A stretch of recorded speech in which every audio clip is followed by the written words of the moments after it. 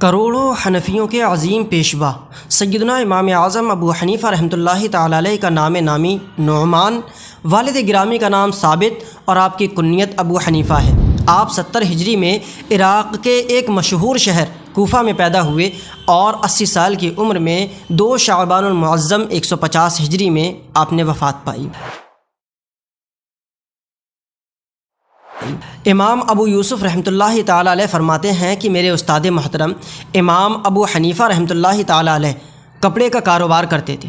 ایک دن آپ سے کسی نے کپڑا خریدنا چاہا تو آپ نے اپنے بیٹے حماد سے فرمایا کہ بیٹا انہیں کپڑا دکھاؤ۔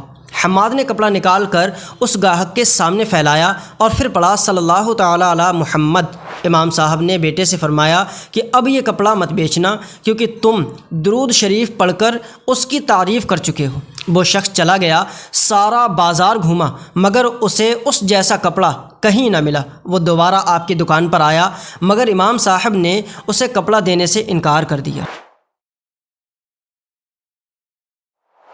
حضرت سیدنا سفیان بن زیاد بغدادی رحمۃ اللہ تعالی علیہ فرماتے ہیں کہ امام اعظم ابو حنیفہ رحمۃ اللہ تعالی علیہ بہت متقی اور پرہیزگار تھے اور خرید و فروخت کے معاملے میں سخت چھان بین اور باریک بینی سے کام لیتے تھے۔ ایک مرتبہ مدینہ منورہ سے ایک شخص اپنی ضرورت کا سامان لینے کے لیے کوفہ آیا۔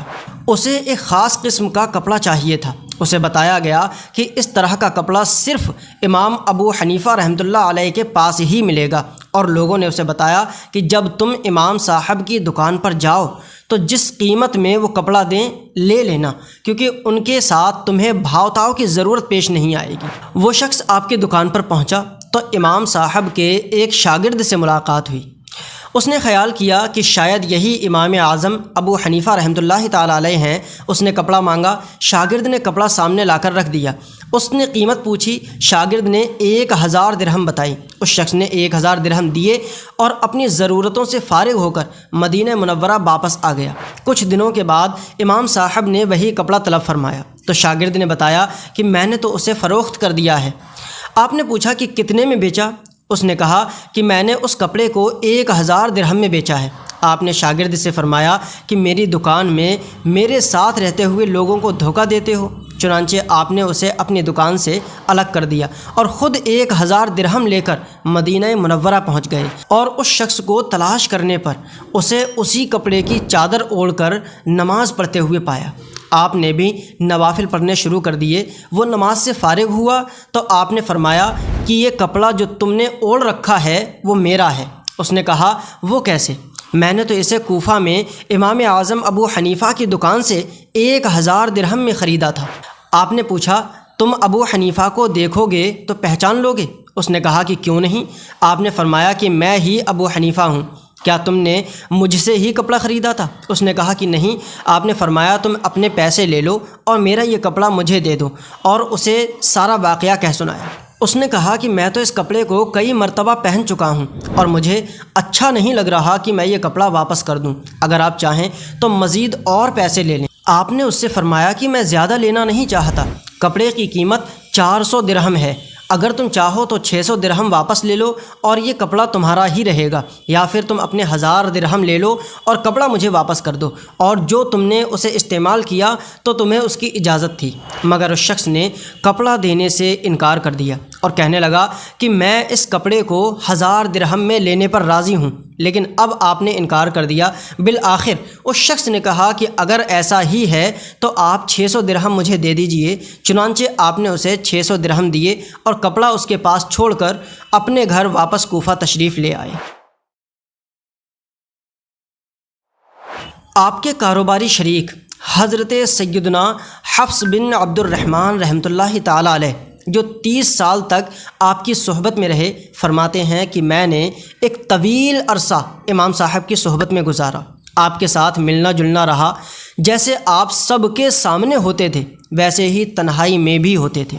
جن معاملات میں شرعی نقطہ نظر سے کوئی خطرہ نہیں ہوتا ان سے بھی آپ ایسے بچتے تھے جیسے خطرے والے معاملات سے بچتے تھے۔ اگر آپ کو کسی مال میں شبہ ہو جاتا تو اسے صدقہ و خیرات کر کے اپنے سے دور کر دیتے، اگرچہ سارا ہی مال کیوں نہ نکالنا پڑے۔ امام صاحب کا ایک غلام آپ کے لیے تجارت کرتا تھا۔ آپ نے تجارت کے لیے اسے بہت سا مال دیا ہوا تھا۔ ایک مرتبہ 30,000 درہم کا نفع ہوا، چنانچہ غلام نے نفع کو الگ کیا اور اسے لے کر امام صاحب کی بارگاہ میں حاضر ہو گیا۔ آپ نے اس سے ساری تفصیلات پوچھیں کہ تم نے کس کس طرح سے تجارت کی۔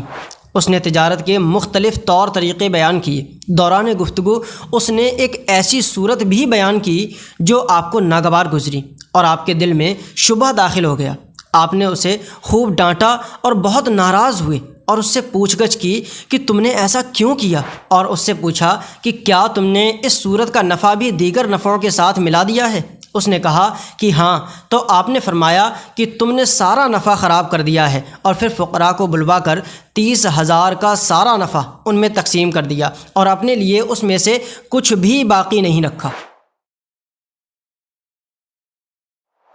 ایک مرتبہ امام اعظم رحمۃ اللہ تعالیٰ علیہ کی بارگاہ میں ایک شخص آیا اور عرض کی کہ حضور، مجھے کپڑے کے ایک خوبصورت جوڑے کی ضرورت ہے، آپ مجھ پر احسان فرمائیے، میں ان کپڑوں سے زینت اختیار کر کے سسرالی رشتہ دار کے پاس جانا چاہتا ہوں۔ آپ نے فرمایا کہ 2 ہفتے صبر کرو۔